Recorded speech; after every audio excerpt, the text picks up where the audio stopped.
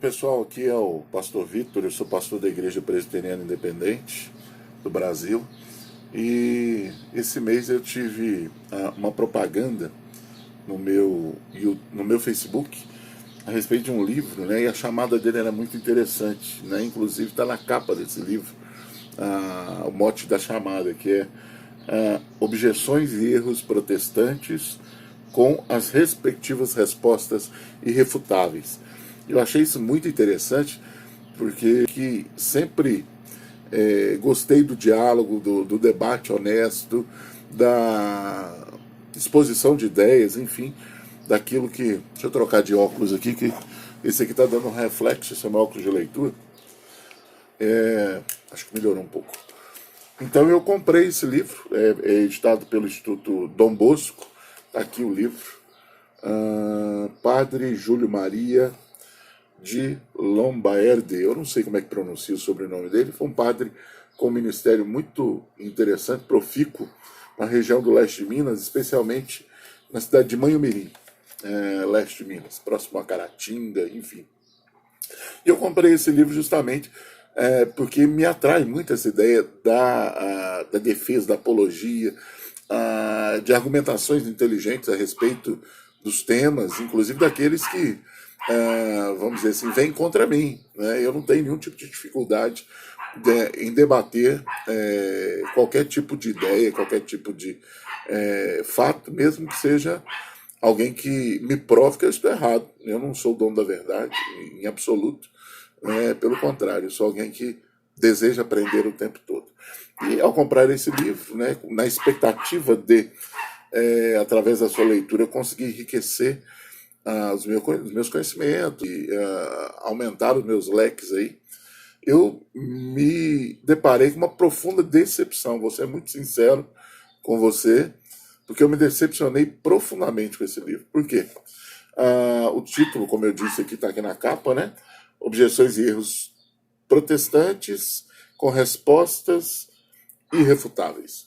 Eu falei, então vamos ler. E a primeira objeção que o padre coloca é com relação à extrema unção, né? A unção dos enfermos, como a Igreja Católica Romana coloca hoje, chamada anteriormente de extrema unção, né? E ele disse que, usando como base o texto de Tiago, capítulo 5, versículos 14 e 15, né?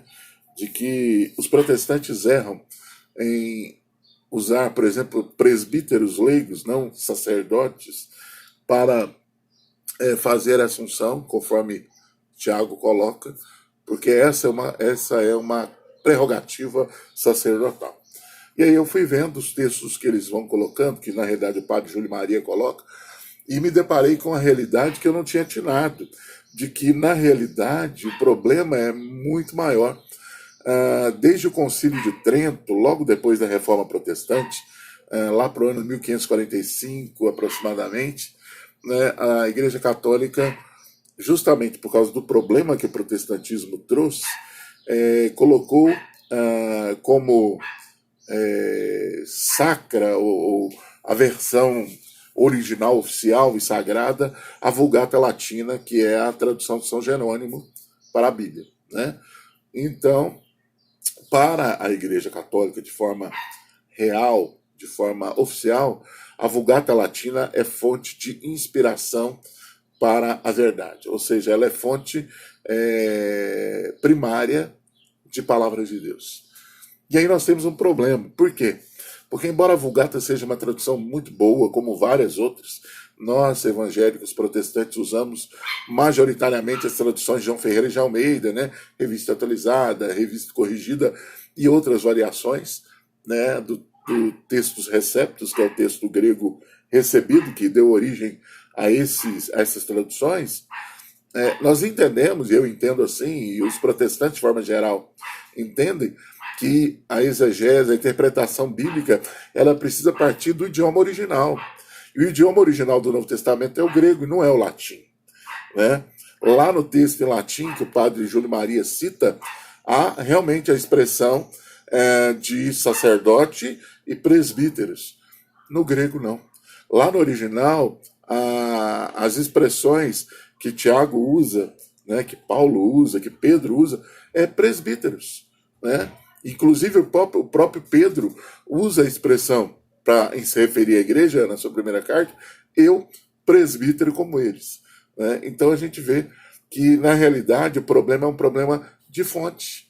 A fonte da defesa do Padre Júnior Maria é uma tradução, né? E isso traz para nós um problema gravíssimo, né, na minha opinião, e me decepcionou muito, porque se ele me provasse, dentro dos idiomas originais, que foram os primeiros recebidos, na qual a Bíblia foi lavrada originalmente, de que, na realidade, os termos não eram aqueles, eu ia aceitar e ia me converter até à ideia dele. Só que o que acontece é que é só uma exposição de dogmatismo, né, de doutrina que foi colocada em 1545, ou seja, até depois da Reforma Protestante.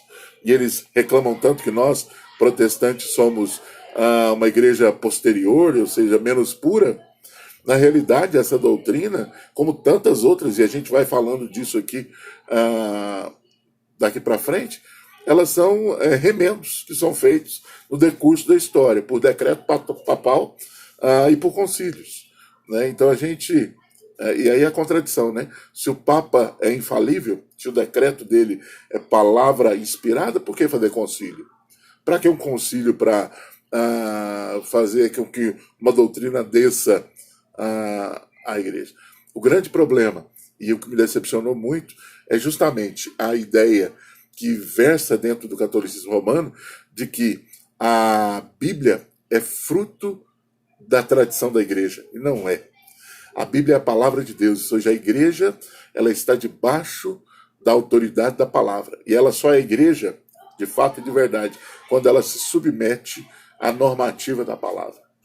Nós vamos, se Deus nos permitir, abordar ponto a ponto aqui, capítulo a capítulo, das observações, das refutações do Padre Júnior Maria, para que a gente possa ver aí quais de fato são os argumentos que ele usa para dizer que nós, protestantes, somos heréticos e erramos, inclusive em linguagem bastante ofensiva.